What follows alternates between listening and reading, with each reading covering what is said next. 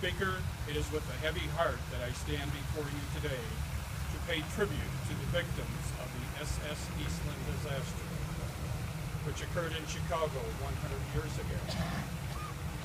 On the centennial of this solemn event, the family of one of the victims, Anna Kubik, will lay down a ceremonial wreath in remembrance of Anna and the other victims of the disaster.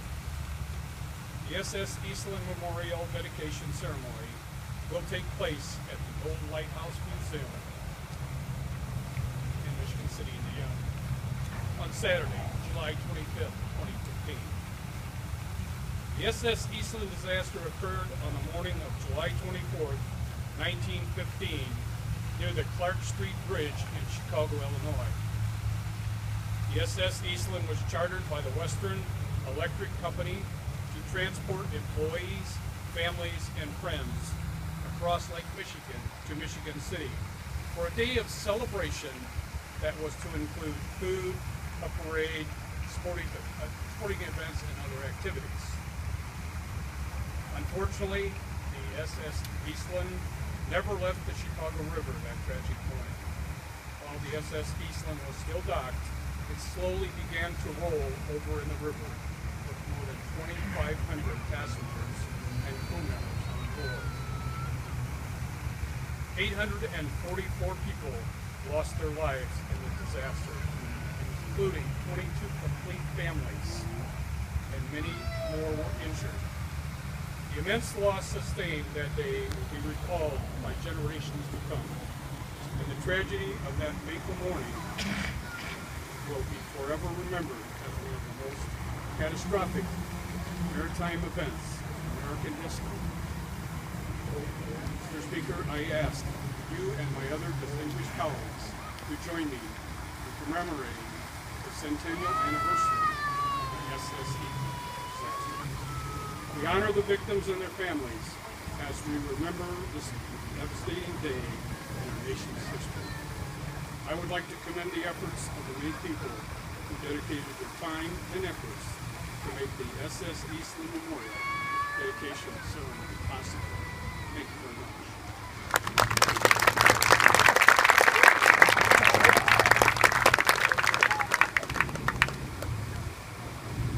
After the SS Eastland's hulk was righted, it eventually became the property of the Illinois Naval Reserve.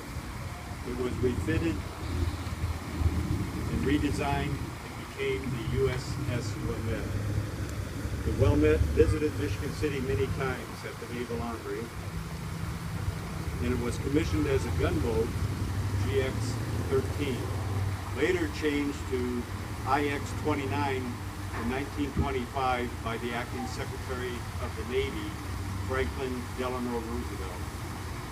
An interesting event occurred when the Wilmette sank a German submarine on July 1st, 1921. As part of the Treaty of Versailles, the German Navy was required to surrender all of their naval warships. The U-boat UC-97 made its way into the Great Lakes and was displayed at many ports. And it was finally towed out 20 miles onto the lake and was shelled and sunk by the Wilmette. Much later, it was again refitted and ready to go to World War II, but soon after the war ended. In the spring of 1945, the Wilmette's role as a naval gunboat was unnecessary, and the proud ship was decommissioned. And in 1946, it was sold for scrap. Today, the American Legion will honor the USS Wilmette.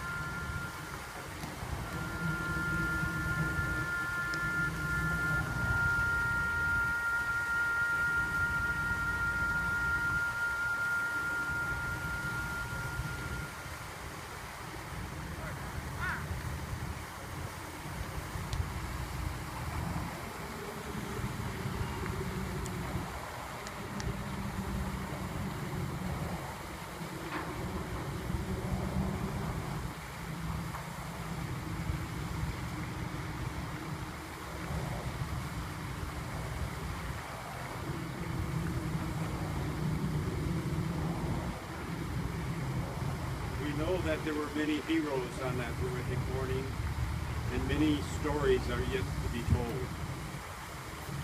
We would like to recognize one of those brave divers that risked his life over and over again to retrieve the bodies from the Eastland. His name is Ivor Johnson, and some of his descendants are in attendance today.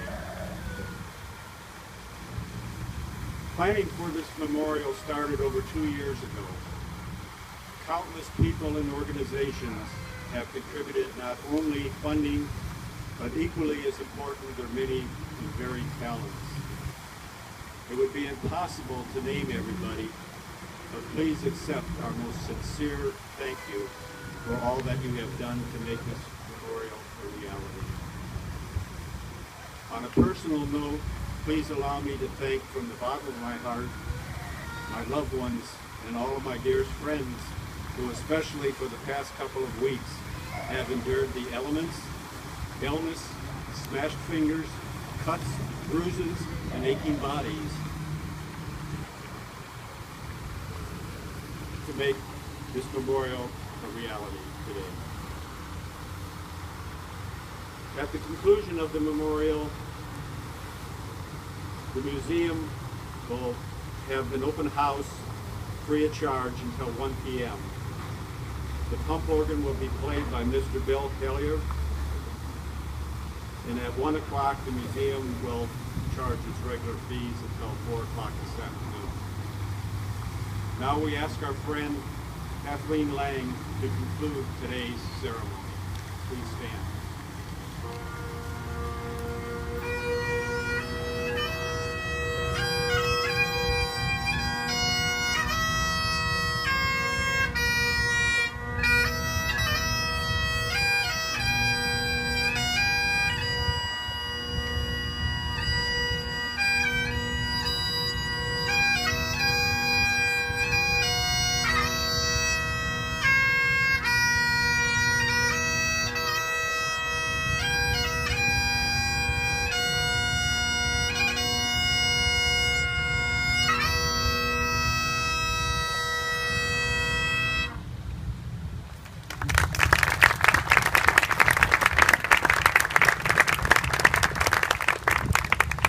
Today is tomorrow's history. Please remember the 844.